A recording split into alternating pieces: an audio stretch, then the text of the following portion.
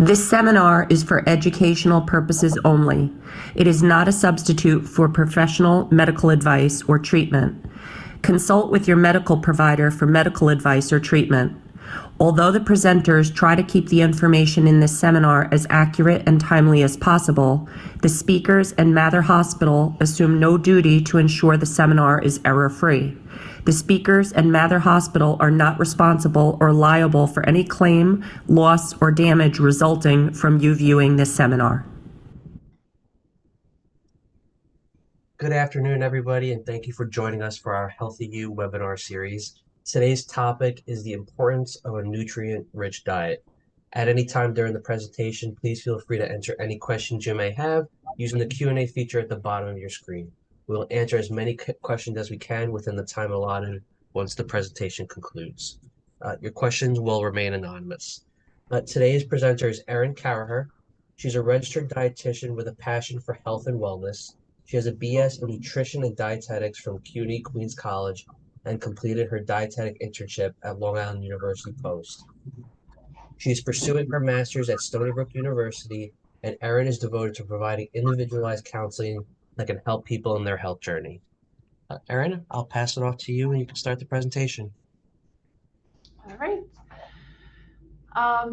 So as Jonathan said, I am a registered dietitian. I work at Mather. This is something I really enjoy. I love educating people on nutrition, and really the focus of why I chose this topic is because I really want people to understand that there's more to eating than just gaining and losing weight. And I feel like a lot of people get so stuck on that part. But we have to remember that we need to eat nutrient-rich foods to fuel our bodies and to feel our best, to prevent chronic diseases, and how powerful our diets really can be, and how important, like, just simply adding things like fruits and vegetables and healthy fats and all this great stuff, you know, how beneficial it could be for our diet and our health in general. So we're going to really dive into why it's important to eat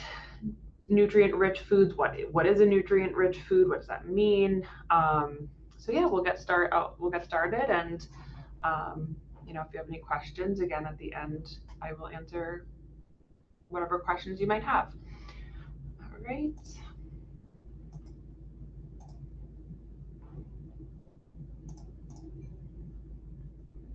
Okay. So first off, let's get to the basics. Like, why do we eat? Again, it's not just to gain and lose weight. You know, our body needs nutrition in the form of calories for energy.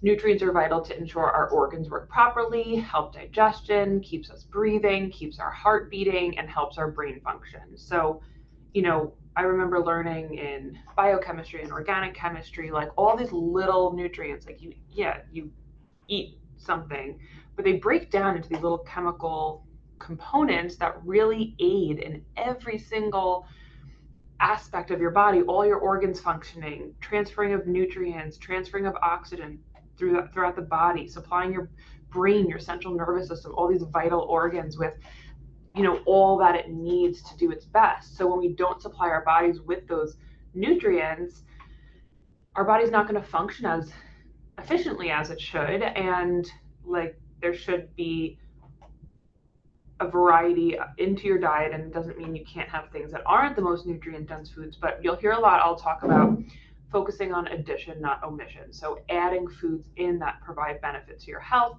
but also I want to enforce having a healthy relationship with food, and also understanding you can, you know, have a balance. And even if something isn't the most nutrient dense, you know, it's not that we can never have it, but, you know, you really want to think of eating these foods and incorporating these foods into your regular diet for the sake of, you know, your body and your organs and your cells and all of that. So when we talk about nutrient rich, we're talking about a food that contains something that's going to provide your body with nutrition. So that's going to be protein, fat, carbohydrates are your macronutrients.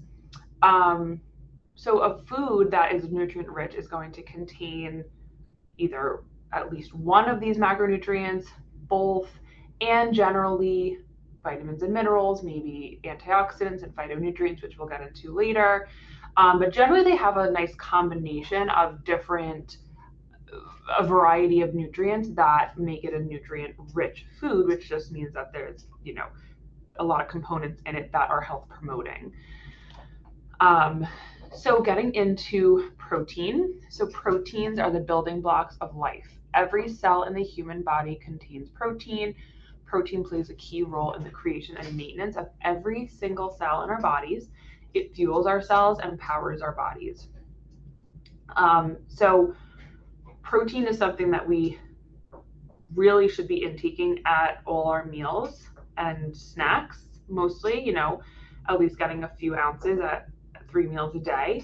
Now protein, some people think that like taking in protein or even like a protein supplement or something, that they might not need that, or that's just for people that work out a lot.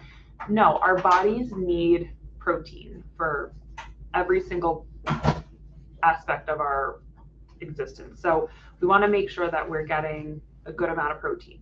Protein is made up of amino acids, so they're broken down and they're classified into 3 groups. So we have essential, cannot be made by the body and must be supplied by food. They do not need to be eaten at every meal. The balance over the whole day is more important. Then we have our non-essential amino acids. They're made up by the body from essential amino acids or in normal breakdown of proteins, and conditional amino acids, which are needed in times of illness and stress. So there are about 20 different amino acids that link together in different forms and different combinations. And as I mentioned, some are made up from our body and some we need to be supplied through our diet, which is why something you're going to hear me mention a lot is why our diets need to be balanced. People will say, what is the best, protein to have, or what is the best fruit or vegetable to have, or whatever it might be. And I'm always like, eat a variety, eat in season, eat just a variety of different foods. They all contain different properties that provide benefits, especially if they're a whole food. So just eating a variety is really important. So why does our body need protein? So protein is an important building block of bones, muscles, cartilage, and skin. Your hair and nails are comprised mostly of protein. So something that, a lot of people think they need to supplement with like biotin and all these things to get to help their hair grow or their nails grow, but really getting really good quality protein in your diet on the regular basis is the most important thing you could do for your hair, your skin, your nails, everything like that. Your body uses protein to build and repair tissue. Red blood cells contain a protein compound that carries oxygen throughout the body. This helps supply your entire body with the nutrients it needs. About half the dietary protein that you consume each day goes into also making enzymes, which aids in digesting food and making new cells and body chemicals. Protein also plays an important role in hormone regulation, and really important, it helps your immune system. Proteins help form antibodies to help fight infection. Without these antibodies, bacteria and viruses would be free to multiply and overwhelm your body. Okay, now we're talking about the importance of protein. That also doesn't mean you need to overdo protein. You don't need to be consuming, I've heard some crazy things that some people that are in the gym or that say you need to consume the amount in grams as your body weight, which is not necessarily. Usually we do, and it depends on your weight. Things are very individualized, so it's always hard to give a recommendation, but it's about 1.0 to 1.2, actually probably 1.2 to 1.4 grams per kilogram. Now, to get kilograms, you have to take your weight in pounds and divide it by 2.2. So, for example, if someone is 150 pounds divided by 2.2 times 1.2, 81 grams of protein per day. So that's kind of how you figure it out. If you're, there's also adjusted weight. So if someone has a very high BMI, there are adjusted weights to get a number that's not, so that we can make sure that we're not overdoing the protein. But yeah, so that's kind of like generally how you would figure out your protein needs. So again, you don't need to go crazy, like have hundreds and hundreds of grams of protein or anything, but it's so important to get the right amount. Protein also helps us feel satiated at mealtime. So because they're so complex and it takes a while for them to break down because there's all these links of amino acids and they're very complex, it takes your body longer to process through it. So it helps stabilize your blood sugar. It helps us keep satisfied. If you just had a meal with, for example, just carbohydrates, you notice like you probably get hungrier sooner than when you balance it out with some protein and some fat, which are a little bit more complex. And having that balance is going to leave you fuller longer and stabilize your blood sugar.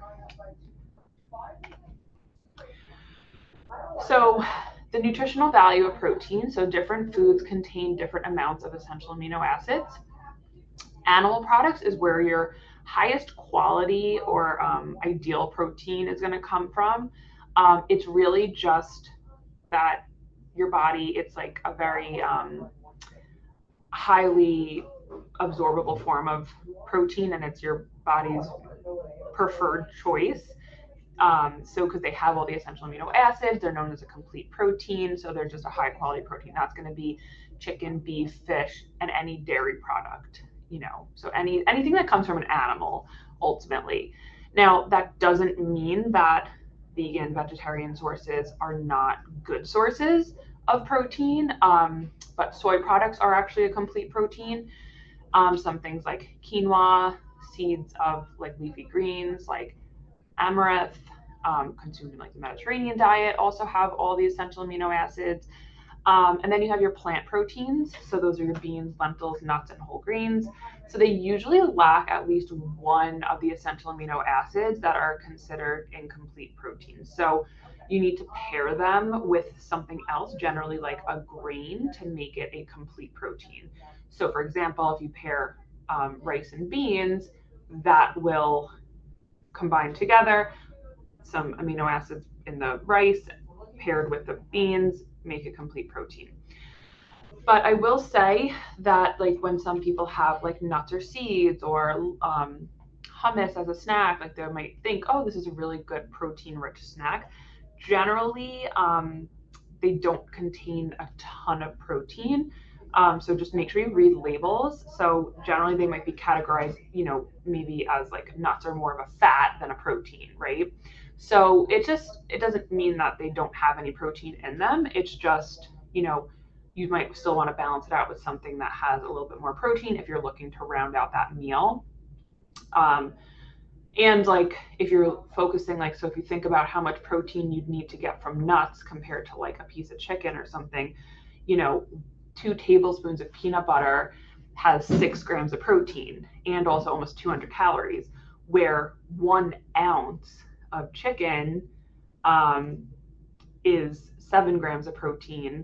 So, just even the comparison and the calorie level is so much less than of that. So again, it's all about like balancing everything and just kind of understanding how these, different sources work. I'm not a big numbers person in that you should know all the details of numbers necessarily, but it's good to like look at labels and understand like, oh wow, okay, so this does have a little bit of protein, but it has really a good amount of fat. And like if I'm really focusing on this being like a good source of protein, like maybe I should also choose something else, right?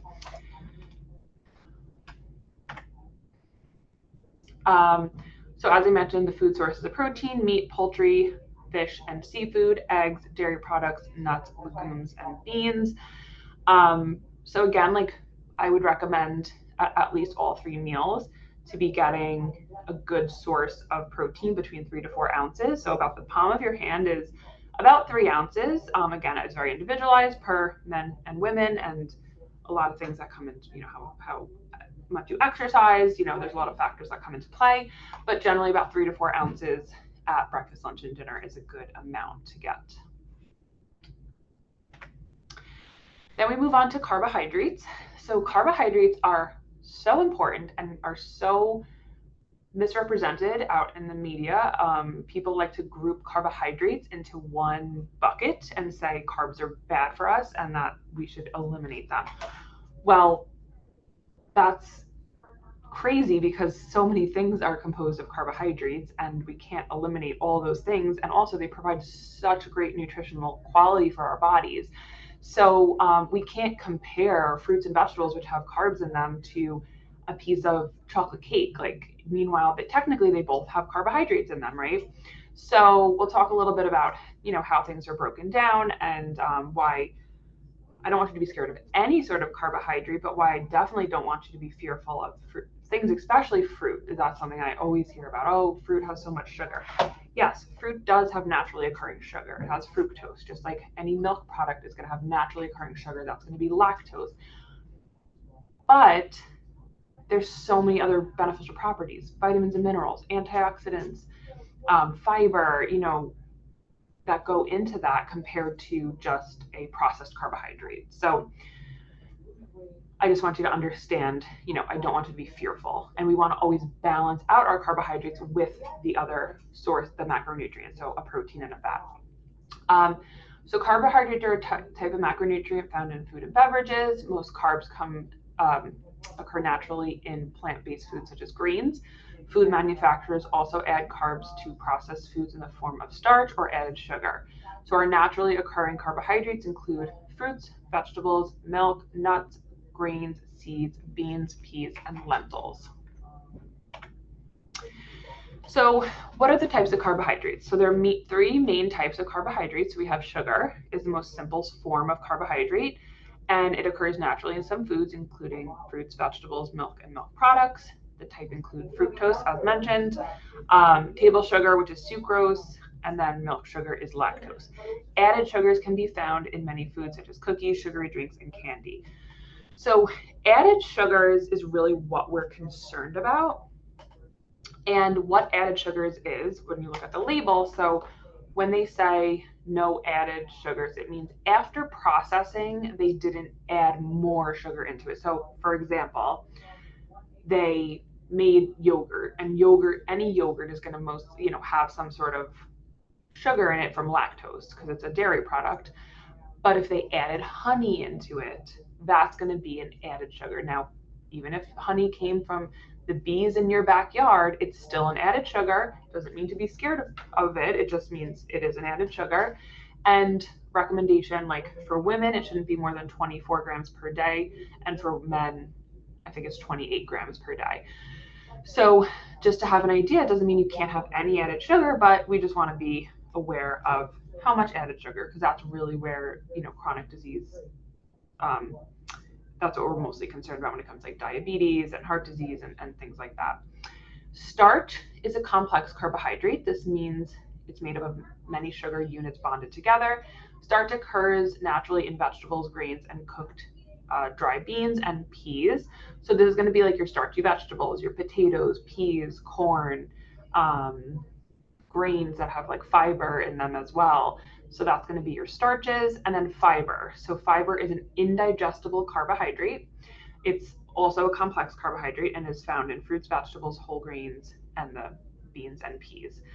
Fiber is really, when you're looking at carbohydrates, you want to make sure that your grain that you're choosing for your meal, whether it's pasta, bread, rice, whatever it might be, we want to make sure that it has some fiber in it. Fiber is going to leave you feeling satisfied. It promotes good GI health, gastrointestinal health. It helps keep us fuller longer. It helps with going to the bathroom. Like, there's so many elements. It pulls cholesterol from our bodies. So fiber is something so important that you want to be getting in throughout the day, and you want to get at least 25 to 30 grams of fiber per day. And you want it to come mostly from food sources, because some people might ask, okay, well, can I supplement with these things? I'm always going to say, most dietitians are going to say, food first. It doesn't mean we can't supplement for additional. Maybe if someone has high cholesterol, I might recommend a fiber supplement, or but I'm always going to focus on food first, because if you're just supplementing, then what is your diet consisting of? So because you have to make choices to eat, potentially 6 times a day. So if you're like, oh, well, I'm getting fiber from my supplement, well, then what is your, what types of foods are you eating then, right? So we want to make sure, because foods have a lot of different properties to them that can be beneficial for our health. So food first, and then, supplements is obviously like a discussion. So what are the importance of carbohydrates, and why do we need these, and why are people so scared of carbohydrates? So one, we need energy, and energy is what our body requires energy, and it prefers it in the form of carbohydrates. So our brain, our central nervous system rely on glucose to be broken down to supply our brain and our central nervous system with the most preferred energy. So carbohydrates are the body's main fuel source. During digestion, sugars and starches are broken down into simple sugars. They're absorbed into the bloodstream, where they're known as blood sugar, blood glucose, and their glucose enters the body's cells with the help of insulin, which is produced from the pancreas, and glucose is used by the body for energy. Carbohydrates also protect from disease. So some evidence suggests that whole grains and dietary fiber from whole foods help lower risk of heart disease and stroke. Fiber may also protect against obesity, colon and rectal cancers, and type 2 diabetes. Fiber is also essential for optimal digestive health. It can also help manage weight. So evidence shows that eating plenty of fruit, vegetables, and whole grains can help you control your weight. Their bulk and fiber content aids weight control by helping you feel full on fewer calories, despite what proponents of a low-carb diet claim. Few studies show that a diet rich in healthy carbs lead to weight gain or obesity. And again, it's the type of carbohydrates that you're choosing, and it's also pairing it with other things. Like, no one's saying even just have a giant bowl of just whole grain pasta, but let's have a portion of pasta. Like, look at a plate, have a portion of the pasta of whole grains, make sure it has fiber and all that great stuff in it. A portion should be protein, and then half of your plate should be vegetables, fruits and vegetables. And then with some healthy fat, somewhere in there, usually with cooking with oil, or maybe there's avocado in there, or which we're gonna, get onto fats. So dietary fats are fats that we consume in foods we eat and are essential to provide energy, support cell growth, protect our organs, and keep us warm. There are many types of fats: monounsaturated, polyunsaturated, saturated, and trans fats. There's another classification of fats that fall under the polyunsaturated category, known as omega-3 and omega-6. Both are important components of our cell membranes. However, omega-6 fatty acids consumed in large amounts can cause inflammation, while omega-3 can reduce inflammation.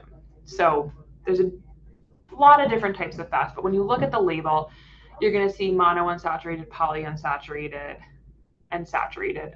Trans fats, there shouldn't be any. Trans fats are the least nutrient dense at all. There's no nutritional value. Trans fats were man-made and something that we are problematic and should be and are banned actually from our food system.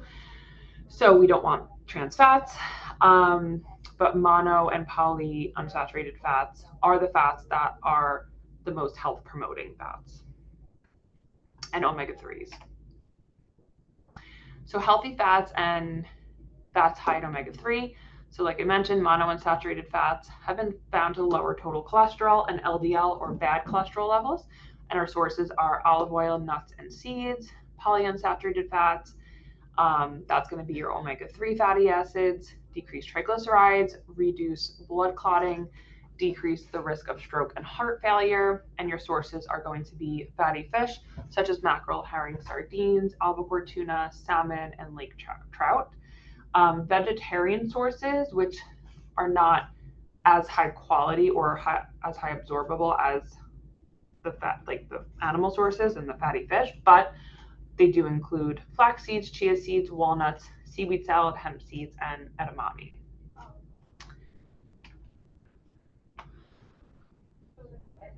Okay, so as I talked about, again, so all of these foods together make up nutrient-rich. They have a lot of nutrient-rich components. And one of the things I've mentioned multiple times has been antioxidants. So antioxidants are man-made or natural substances that may prevent or delay types of cell damage. Diets high in fruits and vegetables, which are where you're going to get your antioxidants from, have been found to be healthy. However, research has not shown that antioxidant supplements to be beneficial in preventing disease. So again, when it comes to, because a lot of people will ask, well, these things are so healthy, can I just take a pill? Can I take a supplement?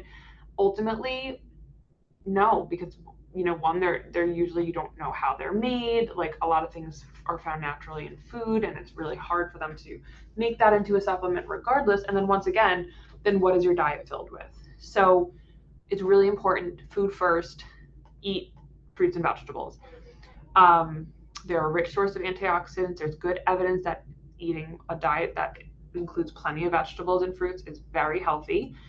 Research has shown that people who eat more vegetables and fruits have lower risks of several diseases. However, it's not clear whether these results are related to the amount of antioxidants in the fruits and vegetables or the other components in these foods, because again, they don't just have antioxidants, they have fiber, they have vitamins and minerals.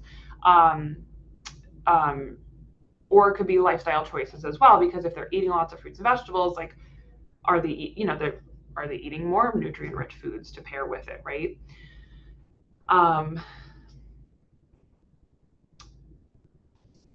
So again, just a little bit more about the supplements, that there hasn't been any research that has shown that it reduced the risk of developing certain diseases. So that's just something, again, like, until there's more research that comes out, we're really not promoting. We want to eat the food first. So antioxidant molecules have been shown to counteract oxidative stress in laboratory experiments.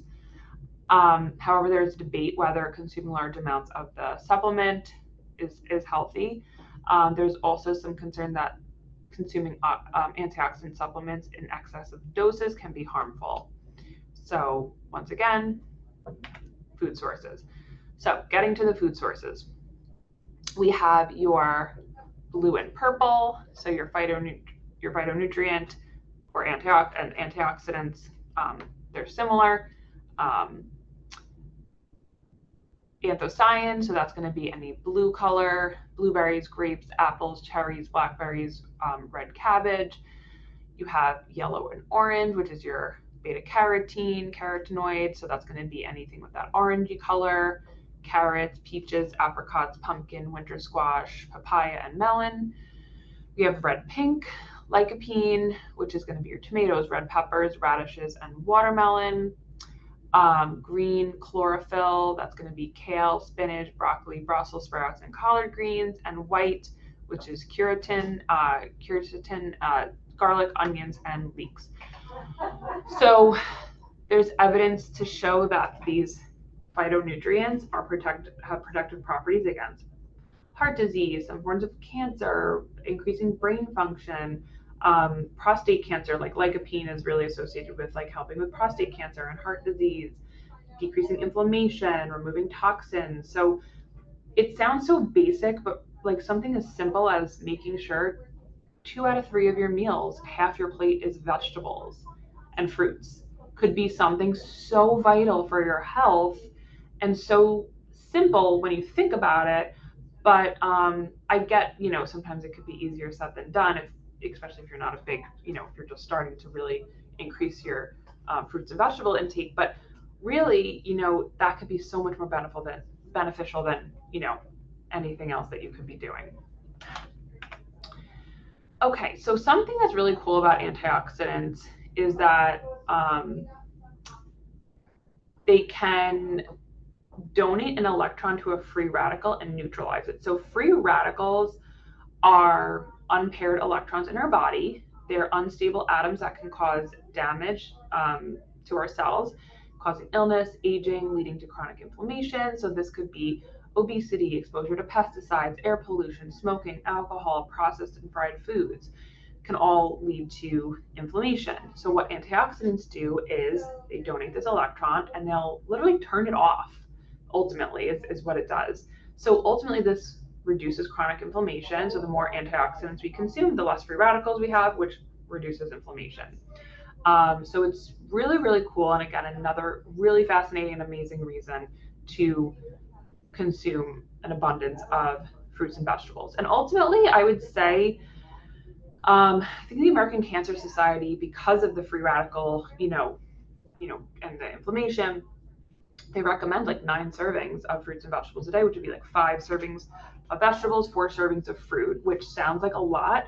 But it could be like, it doesn't have to be like, if you look back, like, half a cup cooked or 1 cup raw is a serving. And if you spread that out throughout the day between the potentially 6 times that you're eating, like it might not be as hard as you think to achieve that. Just a little more information about inflammation. So inflammation is our body's way to help us recover from an illness or injury. So we do have some acute inflammation. So that's going to be like our immune system fighting off bacteria to an infection or to heal, like fever or swelling. And chronic, which is the constant attack of healthy cells that can lead to many disease states, such as cardiovascular disease, diabetes, cancer, Alzheimer's, obesity, metabolic syndrome.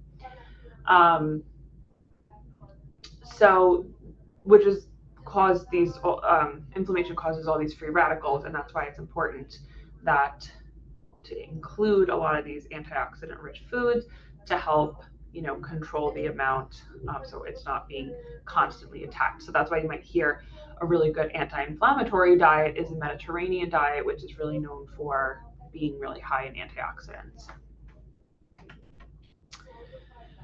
So how do we put this all together now? You have all this information, and what are some simple goals to make sure you are implementing more health promoting foods in your diet?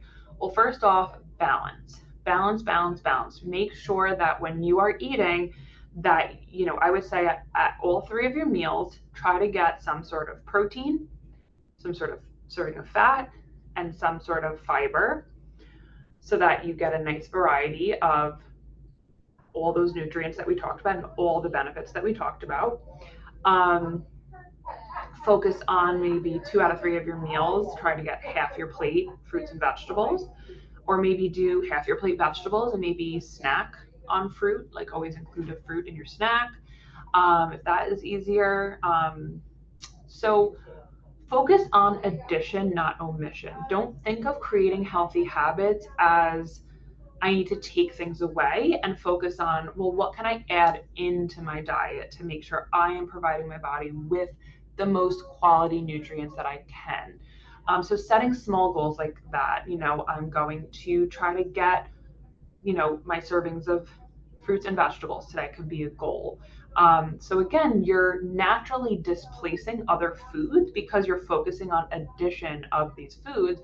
So again, you're getting full off these foods, you're feeling good, and then those behaviors continuously are reinforced, generally by how you feel when you consume these foods. Because as you can see, they all provide such quality to your body that your body reciprocates by, you feel good, you have more energy, you're not bloated, you feel really great. So focusing on that and then affirming those feelings will help create more of a lifestyle for yourself.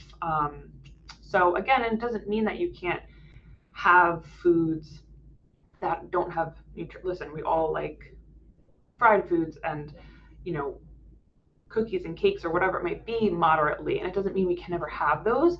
But what I want to focus on is like, what is your 80 to 90% of the time? What is your consistency that you want to focus on? What is most of your life about? Like, what is your schedule? How can we make sure like you're meal prepping and getting all your like nutrient rich foods together? Give yourself that 10 to 20% to have enjoy foods that aren't the most nutrient dense, but you still enjoy them, you like the taste of them, you shouldn't feel shamed. But again, focus on like most of the time, what am I doing? Right, so if someone goes to a wedding, they're like, I had some cake. Okay, so you went to a wedding. If you're going to a wedding like every week, okay, so maybe you want to like make sure you're making some more nutritious choices for the sake of that's part of your consistent lifestyle. But for the most part, like, you want to figure out, okay, what is like my what is my 80% of the time, and what can I do to make sure that I'm optimizing that time? All right, so that is Awesome. everything. Thank you so much, Erin, for your presentation. And if anybody has any questions, you can enter them in the Q&A feature at the bottom of your screen. And I see we have a few already. I'm just going to start. Is my Sure. screen still being shared? Nope, your screen's off now. Oh, okay. I just want to make sure. Okay. All right, I'm going to start reading these off to you, Erin. How much protein should we be getting in a day? So it depends on, your weight. So, ultimately I do recommend to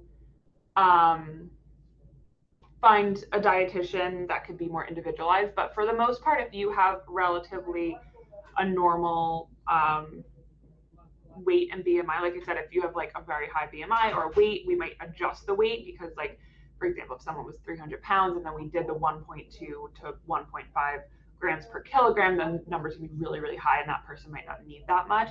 But generally, like if you take your weight, so again, if you do 150 divided by 2.2, that's going to be your weight in kilograms.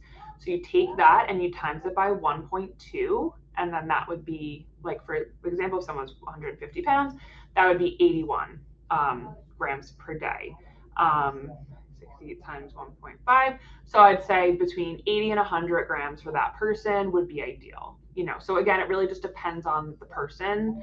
And again, if you're interested in more individualized nutrition care, I would definitely suggest reaching out to a dietitian. I mean, over here at the medical arts building, we have a great medical weight management program. We have the dietitians all here. There's also, avenues you can go as well with seeking someone privately as well. What is the healthiest butter or butter substitute to use? So I would say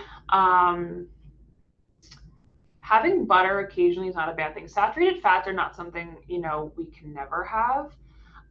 When it comes to, using something that has more of, like, when you're looking at fats, if it has like a mono or poly unsaturated fat, so if it uses more of like an avocado oil base or olive oil base or something like that, that might be more nutritious. But it also doesn't mean you can never ever use butter. I mean, butter is also, like, sometimes having some saturated fats in our diet can provide that satiation and like taste and lead us, it's satisfying. And so, like, it could lead you to consuming a meal and then being able to move on and not, like, thinking about food after that. But ultimately, I would say, like, when it comes to any sort of fat, the mono and polyunsaturated fats are always going to be a little bit more nutritious than a saturated fat, like butter.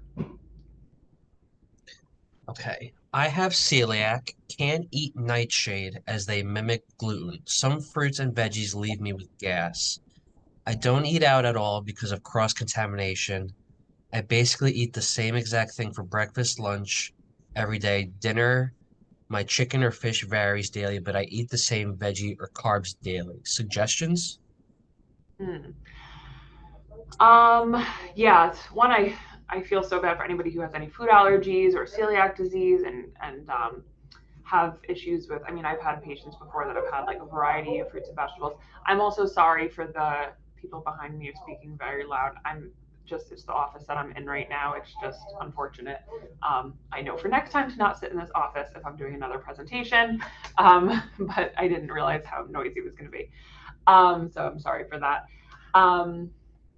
I would recommend, I mean, you have to figure out what you can eat and just optimize that. So, some people will say, like, I just don't really like fruits and vegetables. And then, like, I'll be like, okay, let's like, is there any that you like? And then they'll be like, well, I kind of like broccoli, I kind of like cauliflower, I kind of like this, but I don't like this. It's like, okay, then just focus. I'm so sorry. I'm just gonna wait for a second. It's just really loud. um, Sorry, the doctors and stuff are next to me. So I would just focus on what you can have and just optimize that and making sure that you're including that in your diet. Because ultimately, yes, a variety would be great, but if you're you're going to cause more inflammation and issues if you have things that don't settle well.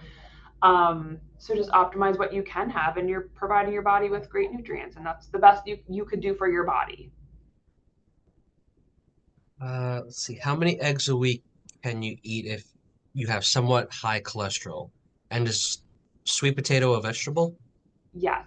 So eggs and cholesterol, they've actually done research that there isn't a correlation, and they don't make those recommendations anymore. It's more so what you're having with your breakfast, and it's more so not so much the egg yolk as it is like other things that you can be having with the eggs.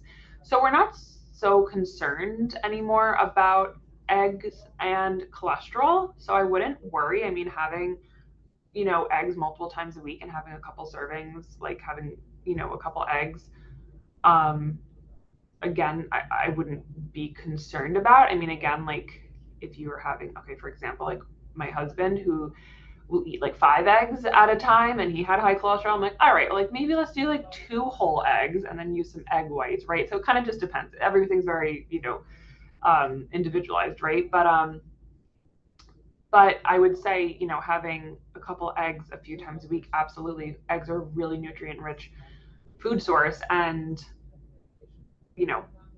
go for it. Like, we want you to have eggs. Sweet potato is a starchy vegetable. So it is technically a vegetable, but it is a starch. So it would go in the starch category.